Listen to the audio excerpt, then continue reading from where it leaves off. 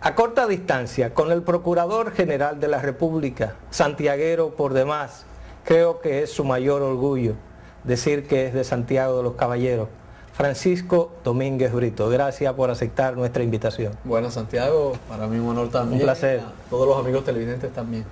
Procurador General de la República, en esta oportunidad ejerciendo su cargo con la responsabilidad que él señala, siempre le ha gustado hacerlo. Magistrado, para entrar en materia, además de preguntarle cómo lo tratan en la capital los capitaleños, ¿cómo usted se siente tratado en Santo Domingo? Excelentemente bien.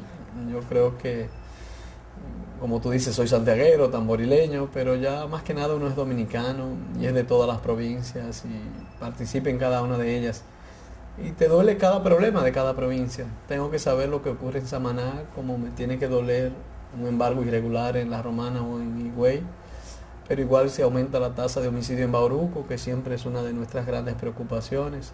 O si Elías Piña sigue incautándose marihuana, que es uno de los lugares más críticos, al igual que Jimaní. Es decir, que cada provincia es parte de uno, independientemente de donde uno nace. ¿Cuál ha sido su experiencia en este sentido en la Procuraduría General de la República? ¿Cómo siente usted este trabajo que ha vivido? Mira, ya con mucho dominio de la situación, es la segunda vez. También fui 3 años fiscal del distrito. Y de una manera u otra, aún en el Senado era presidente de la Comisión de Justicia. Siento que las cosas están bajo control y simplemente tengo que saber dirigir y administrar los procesos y, por qué no, administrar también los problemas.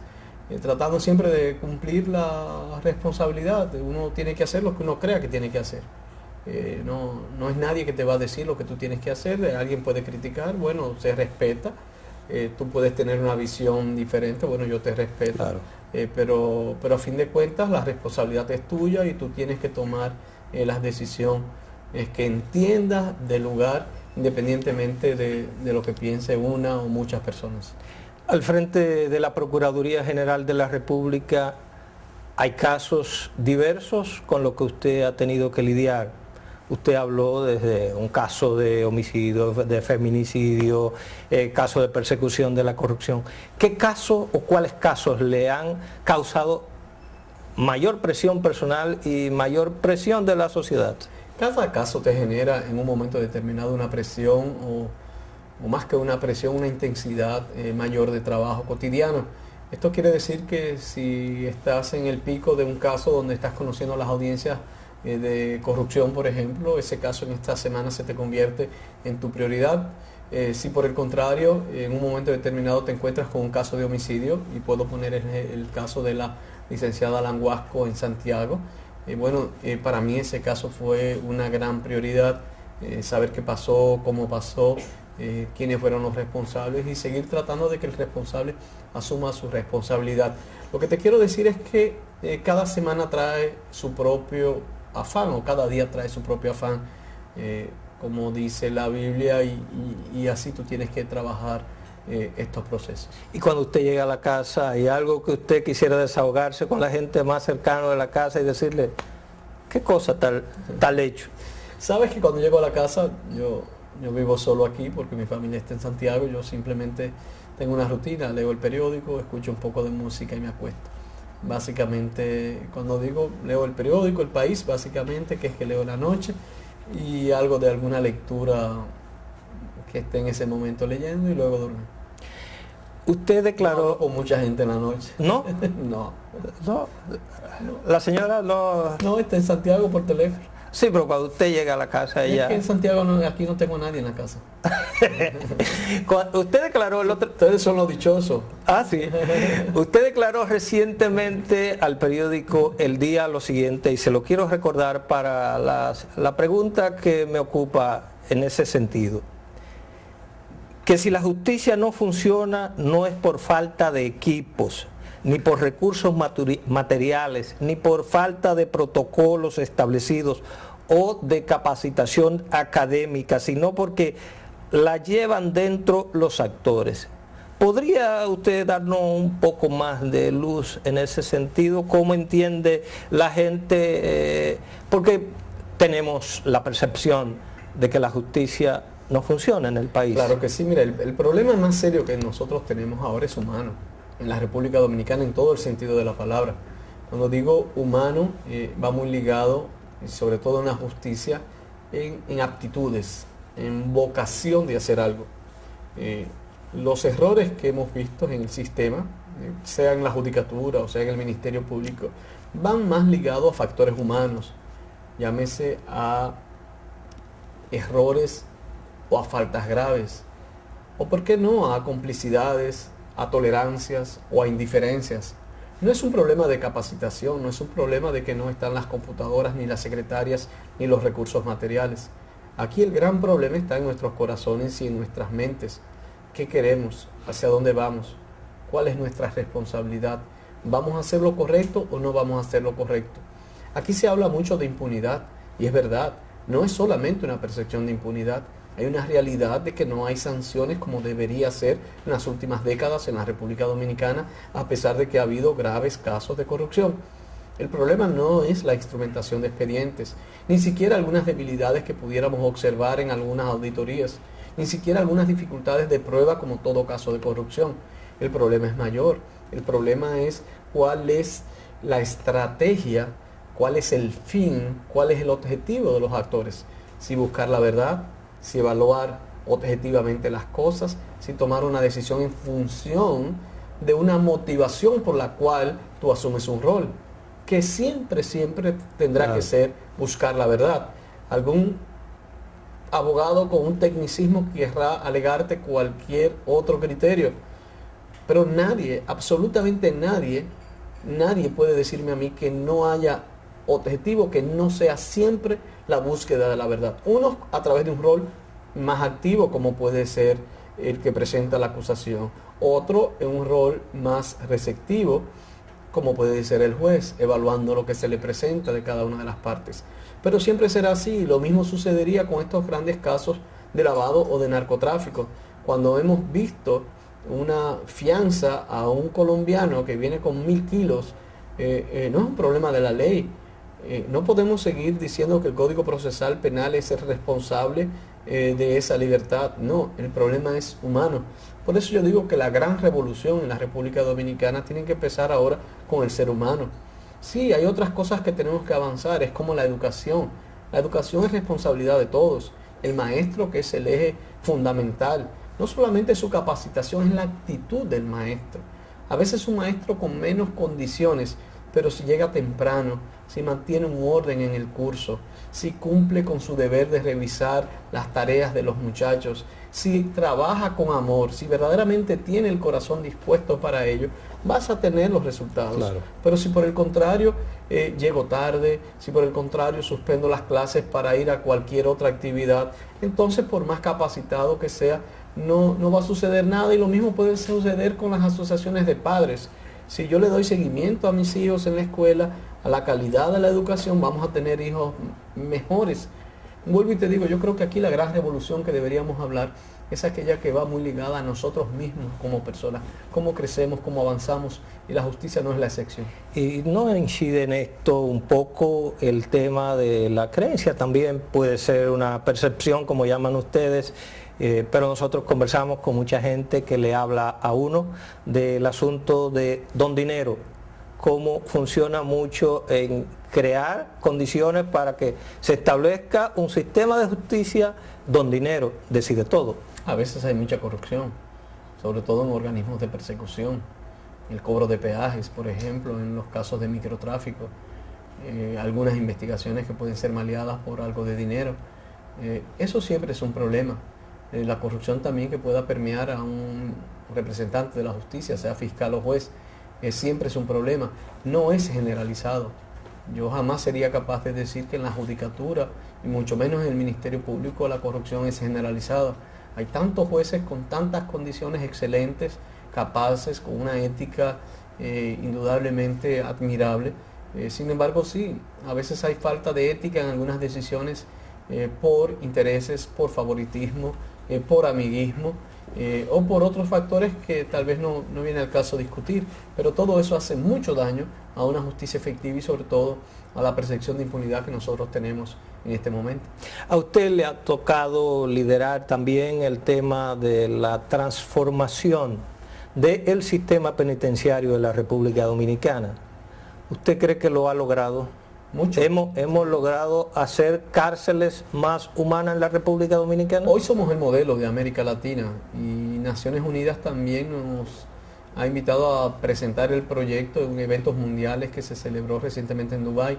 República Dominicana es el ejemplo de cómo de manera austera, con poco dinero, se puede llevar a cabo un sistema de corrección y de rehabilitación donde se respete la dignidad y eso es lo más importante de este sistema. Todavía tenemos muchas metas por delante, tenemos 18 centros, hoy completó recientemente Najayo, en estos 2 años y medio se han destruido las cárceles de Moca, la de La Romana, en áreas nacionales se creó un nuevo centro andragógico para personas o adultos mayores. Lo que te quiero decir, vamos avanzando. Sin embargo, tenemos el gran reto sigue siendo La Victoria. La Victoria como centro de corrección tiene aproximadamente 8.000 y algo de internos. 8.000 y algo de internos es casi el 30 y pico % de toda la población penitenciaria nacional y ahí tendremos que tomar algunas decisiones. Yo sé que el presupuesto es mucho, se requieren más de 3.000 millones de pesos en este momento para completar los centros penitenciarios que hacen falta. Pero en Santiago en Santiago hace falta. Hay muchísimos problemas. En Santiago se requiere un centro de 2.000 personas. La mayoría de los internos de Santiago están yendo a San Francisco de Macorís, a La Vega y algunos a Moca. El centro de mujeres ya no da abasto. Ahora mismo estamos estudiando la posibilidad de que con recursos propios para el año que viene pudiéramos hacer un centro para mujeres. Se está haciendo los diseños porque no logramos construir el de los hombres, que era una de nuestras prioridades para 2.000 personas, porque lamentablemente no logramos los recursos que se esperaban, porque había una dificultad aquí presupuestaria en términos de salario de los fiscales, que estaba muy por debajo de los jueces y tuvimos que destinar esos fondos a ellos. Pero estamos trabajando de cara a ver si en Santiago podemos tomar esa decisión.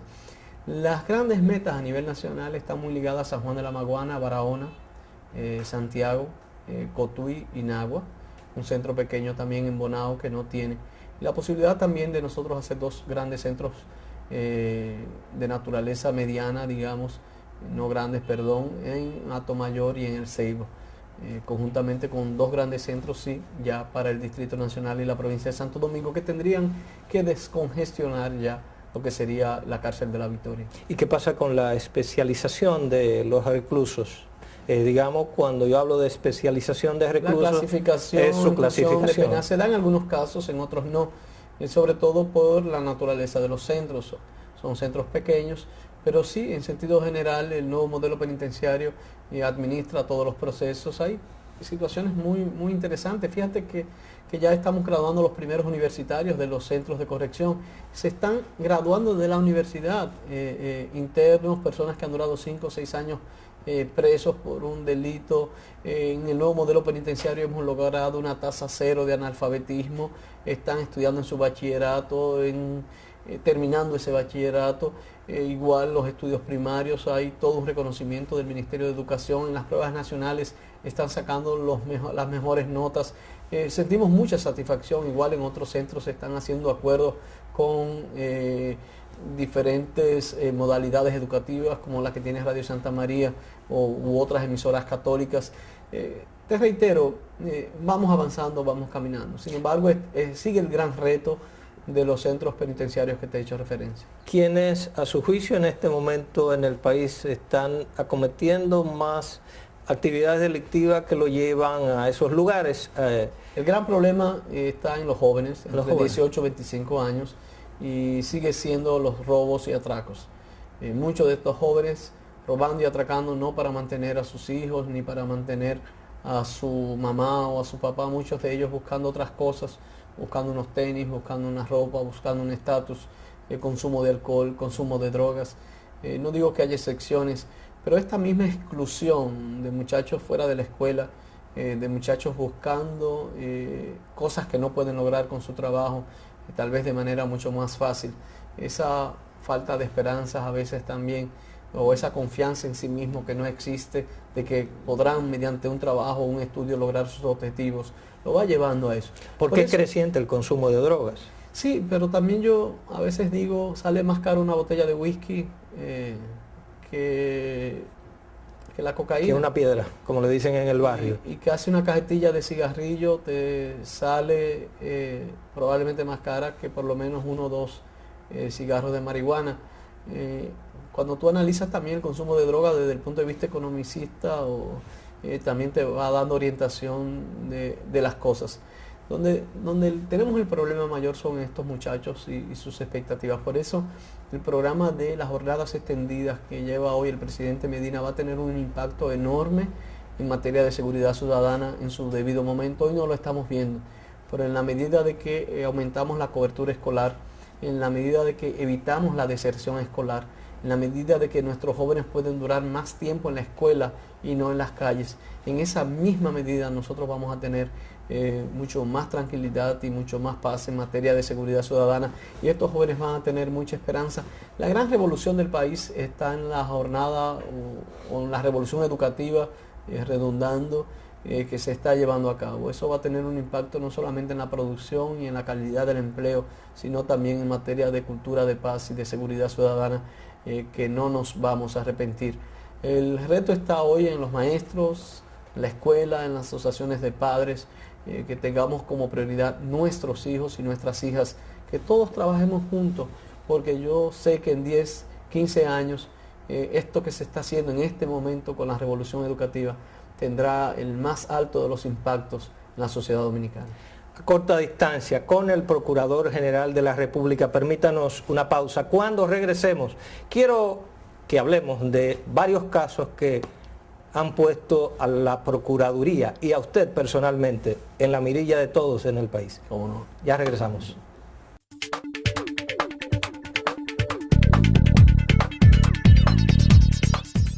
En nuestro país, los accidentes de tránsito son la principal causa de muerte. Paremos ya. Seamos precavidos. El uso del cinturón de seguridad y el casco protector en motociclistas reduce el riesgo de lesiones. Utiliza tu celular solo cuando estés estacionado y nunca manejes bajo los efectos de alcohol. Rescatemos la conciencia ciudadana respetando las normas de tránsito. Rescate 365. Estamos contigo. Creía que el tiempo tenía límites, hasta que le demostró lo contrario. Que el éxito era llegar lejos, hasta que supo lo cerca que lo tenía. Pensaba que la felicidad estaba en recibir, hasta el día que la dio. Creía que un hijo era lo más grande, hasta que lo más grande le dio un nieto. Hay tanto que aprender. Afortunadamente queda gente dispuesta a ayudarnos a crecer. Asociación Cibao de Ahorros y Préstamos. Gente que cuida cada paso de tu vida. El equipo campeón está de regreso a defender su corona. Prepárate, porque ahí vienen los metros. Asiste a la gran arena del Cibao y vive paso a paso los emocionantes momentos, las espectaculares jugadas y de un ambiente único que solo te pueden dar los metros. Ven a la gran arena del Cibao y apoya al equipo de Santiago. Apoya los metros, el equipazo. Invita Banreservas.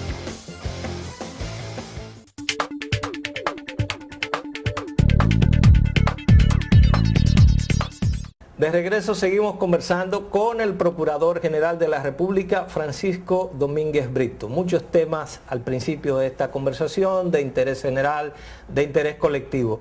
Ahora entramos en materia en relación a actividades propias de la justicia en la República Dominicana en las cuales el Procurador ha estado involucrado. Me refiero a unos cuantos casos que usted ha llevado muy de cerca y que le sigue los pasos a los mismos.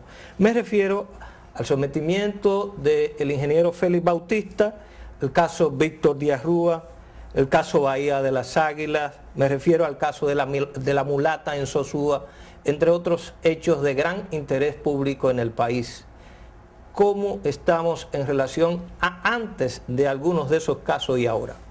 Mira, lo más importante para nosotros es que en esos casos no haya impunidad y que haya sanción.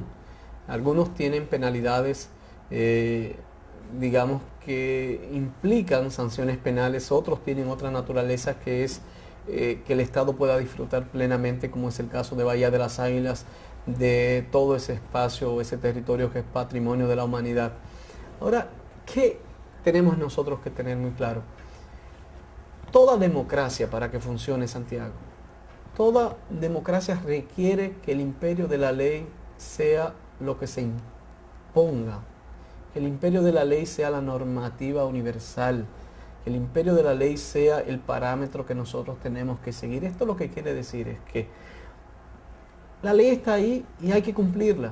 Si alguien se equivocó, no importa quién sea, si sea cerca de nosotros o si no, si tenga una visión religiosa o no, si tenga una visión política o no, si cometió un error tiene que asumir su responsabilidad. Esto es como en una familia. Yo digo que cuando un hijo se equivoca, siempre hay sanciones. Siempre hay sanciones y eso no significa que tú no quieras a tu hijo. Así es la democracia, así tiene que ser la patria. Nosotros somos los hijos de la patria. Si alguien se equivocó, somos los hijos de la democracia. Si alguien se equivocó, esos padres que son democracia y patria tienen que sancionar a través de las instituciones a estas personas. Si te designaron en un puesto y con eso conseguiste mucho dinero, con el tráfico de influencias, con triangulaciones en los contratos, donde yo te asigno una obra y luego tú vuelves esa obra y me la asignas a mí mismo, y yo me gano millones y millones de pesos, me enriquezco y compro decenas y decenas de apartamentos de lujo y compro aviones y guardo millones de dinero y casas de lujo en las playas y diversiones fuera del lugar y gastos excesivos aquí en el exterior, y compro canales de televisión, y compro estaciones de radio, y compro tal vez periódicos, y compro tantas cosas con el dinero de la gente, con el dinero del pueblo. Bueno, pues estas personas tienen que asumir su responsabilidad y ese es nuestro rol, sea quien sea, vuelvo y digo, rico o pobre, esa es la ley y esa es la visión que nosotros tenemos. El caso de Bahía de las Águilas, yo vengo trabajando ese caso desde que fue fiscal del distrito, casi 20 años trabajando con esto. En mis manos murió uno de los principales imputados de las falsificaciones. Digo en mis manos porque fui quien ordenó el arresto, quien lo envió a prisión y murió en prisión fruto de un problema del hígado, recuerdo el señor Marchena. Ahí luché muy duro para que haya sanción en esos casos. Dejamos la fiscalía y cuando regreso a la procuraduría, lo primero que me encuentro es que precisamente desde aquí se había retirado la acusación penal y yo tengo que volver nuevamente a defender y asumir mi deber como representante del Ministerio Público y revocar todo eso. Fue una lucha constante. Salgo y nuevamente hoy me tengo que enfrentar ante la jurisdicción penal que tiene 20 años que no toma una decisión. Hace poco yo decía, sí, a veces es inevitable que yo tenga que pelear con la judicatura, con el sistema, con quien sea. ¿Cómo que 20 años nosotros todavía peleando a Bahía de las Águilas? ¿Cómo nosotros en la jurisdicción inmobiliaria 20 años después? Pero también hay esperanzas. Vimos como una juez tomó en un plazo razonable una decisión en favor del país, la magistrada Ver. Como vemos el magistrado Reed ahora también asumiendo con mucha responsabilidad. Y tú dices, bueno, sí, vamos a seguir hacia adelante y ese patrimonio de Bahía de las Águilas podrá disfrutarlo plenamente el pueblo dominicano y podemos cuidar, digamos, áreas que requieren que el mundo vea que los dominicanos la estamos cuidando por la biodiversidad que ahí hay. Así es que esos casos que me señalas, otros casos más, ventas de indultos, distribución de invernaderos de manera irregular, distribución de vehículos en el plan Renove de manera irregular, tantos casos que estamos conociendo de corrupción donde todavía no hemos logrado las decisiones a pesar de la voluntad de algunos actores. Eso es lo que tiene que motivarnos a nosotros a seguir trabajando más duro que haya decisión, que no haya impunidad, Santiago, que no haya impunidad. Y el poder político, económico, no se le ha impuesto en alguno de estos casos a la racionalidad de la aplicación de justicia para que no haya impunidad. Sí, a veces hay factores, dinero, influencias, amiguismos, agradecimientos, para evitar que haya justicia.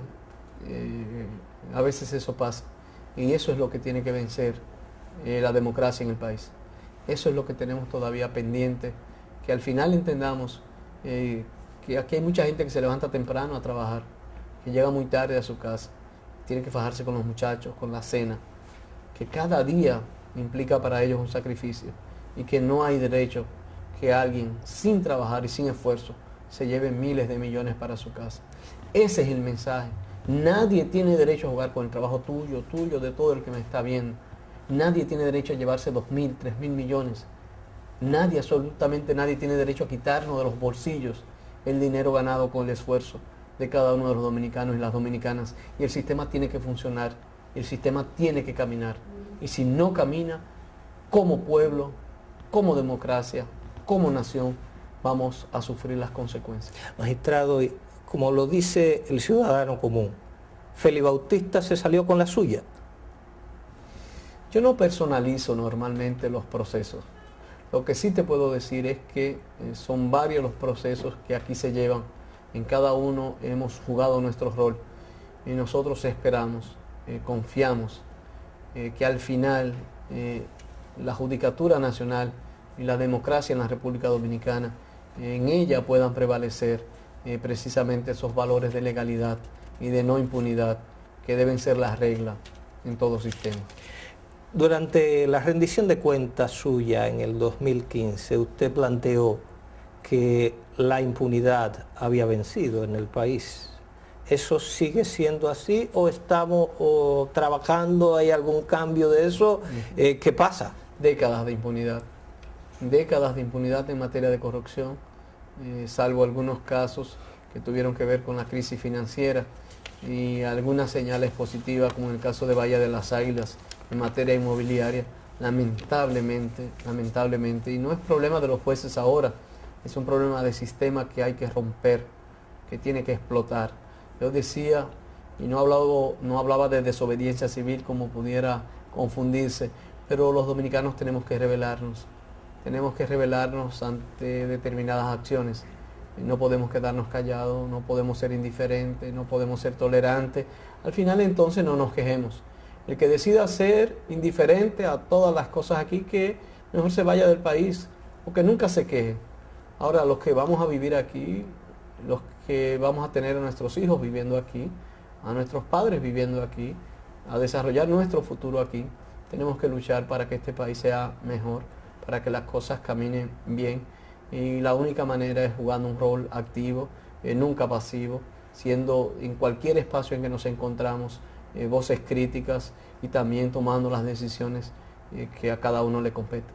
¿Y dónde está el cuello de botella? ¿Dónde rompe la cadena su eslabón para que no haya el inicio de unos procesos transparentes de lucha contra actividades tan dañinas como usted nos señala, como la corrupción? Cultura que hay que romper de tolerancia, cultura de impunidad, y hay que romperla.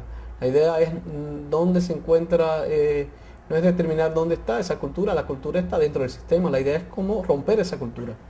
Y la única manera es mediante un rol activo de toda la ciudadanía y de todos los actores. No hay otra manera. Todas las democracias que han logrado lo que hoy han obtenido en materia de transparencia es fruto de la participación activa. Por ejemplo, Chile. Chile hoy vive un proceso complejo de discusión y de reflexión por algo que aquí parecería insignificante, pero para ellos tiene un valor realmente crítico. Hay países nórdicos que por un error de un funcionario de comprar unos Pampers en un supermercado con la tarjeta oficial ha generado la renuncia de esos ministros. Nosotros relativizamos las cosas demasiado. Todavía hay gente de nosotros que dice, mira, qué funcionario, y perdóname la palabra, más pendejo, porque lo pusieron ahí para hacerse de dinero y no lo ha hecho. Aquí todavía no hay una cultura de juicio crítico, pero está empezando, se está levantando. Cada día la gente está más consciente, cada día las redes sociales juegan su rol Cada día el dominicano estudia más, lee más, cada día es menos ignorante en términos de analfabetismo o de pocos conocimientos académicos, y todo eso va a ir llevando a una mayor transparencia. Yo tengo fe de si cada uno de nosotros se pone en esto, cada día también la República Dominicana será mejor, y podemos decir que pudiéramos construir esa mejor República Dominicana que todos anhelamos. Claro que sí. ¿Usted me permite hablarle de política? Claro que sí. Mire, de todo lo que tú quieras. Gracias. El Procurador General de la República ha estado pendiente a decisiones que debía tomar en relación de si él aspiraba o no a la presidencia de la República. Supe que estaba consultando mucha gente por todas partes del país. Sí. Finalmente, ¿el procurador decidió o no decidió aspirar a la presidencia de la República? Realmente creo que lo que más conviene es que el presidente Medina pueda agotar los dos procesos. Lo que más conviene es que podamos tener un sistema como el norteamericano. Eso va a fortalecer nuestra democracia, va a fortalecer la renovación de los liderazgos, sobre todo de cara a 10, 15, 20, 30, 40 años. Yo creo que pudiera ser muy beneficioso para nuestro país. Ojalá que pudiéramos establecer cláusulas bien cerradas para que no podamos lograr nuevas modificaciones constitucionales, y que verdaderamente también podamos lograr que un presidente como el presidente Medina, que ha tenido y que tiene tal vez la mayor aceptación que ha tenido cualquier presidente en América Latina en toda la historia, pudiera seguir durante 4 años más dirigiendo los destinos del país. Yo no quiero entrar directamente en política de dimes y diretes o políticas estrictamente partidistas por la naturaleza de mi función. Sí. Pero sí, como ciudadano te puedo reiterar que creo que conviene a la democracia la reforma constitucional, y en términos de nación conviene que el presidente Medina siga siendo el presidente durante 4 años más de la República Dominicana. ¿Y usted cree que hay tiempo para hacer una modificación constitucional? ¿Podemos establecer las bases y todos los mecanismos que la misma Constitución establece para que eso se logre antes de las elecciones próximas? Creo que sí. Hay un proyecto de ley ya que señala claramente el texto. Es algo muy sencillo, muy simple. Lo que esperamos ya es la decisión de todos los congresistas. La población ha dicho en todas las encuestas que está de acuerdo. Hay un ánimo generalizado y de apoyo a este proceso, simplemente que cumplamos una parte formal dentro del Congreso de la República Dominicana y posteriormente en la Asamblea Nacional. ¿Para cuándo quedaron sus aspiraciones? Ya veremos, cada día trae su propio afán, como te dije al principio, y creo que en materia política también, no solamente en justicia, cada día trae su propio afán. Entonces yo saco como conclusión, la aplazó. Seguiré batallando, por el momento creo que lo que más conviene es el presidente Medina. Magistrado, para seguir conversando con usted, hay un tema que no puedo dejar pasar por alto, porque mucha gente, sobre todo en el Cibao, me sancionaría si yo no le pregunto qué pasó con el caso del padre Alberto Gil, el de Juncalito, que le pregunte y me sancionarían si no le pregunto. Claro. ¿Qué hay con lo del padre Johnny en Constancia? ¿Qué hay de otros casos de religiosos? Usted es un hombre católico, militante. ¿Qué hay con lo de Wosolowski y otros hechos de religiosos involucrados en actividades non santas? Sobre todo en Santiago, el caso más serio fue el de Gil. La Fiscalía de Santiago, la magistrada Luisa Leiranzo, una fiscal extraordinaria, hizo un gran trabajo, un proceso de investigación muy serio y sobre todo muy profesional. Con ello se logró que pudiéramos tener una sentencia en los tribunales polacos. Recibimos todo el reconocimiento y nosotros también el reconocimiento a las autoridades polacas por la colaboración. Precisamente en 2 semanas tendremos aquí, y te lo digo tal vez como primicia porque todavía no se ha anunciado, la visita del Procurador General de Polonia en la República Dominicana. Es decir que fue un caso de mucho dolor porque eran niños, algunos de 8 años, pero en sentido general la justicia terrenal, la justicia de los hombres, la justicia de la ley imperó, y hoy hay una sanción contra esta persona. Los demás casos, otros están en el Estado Vaticano.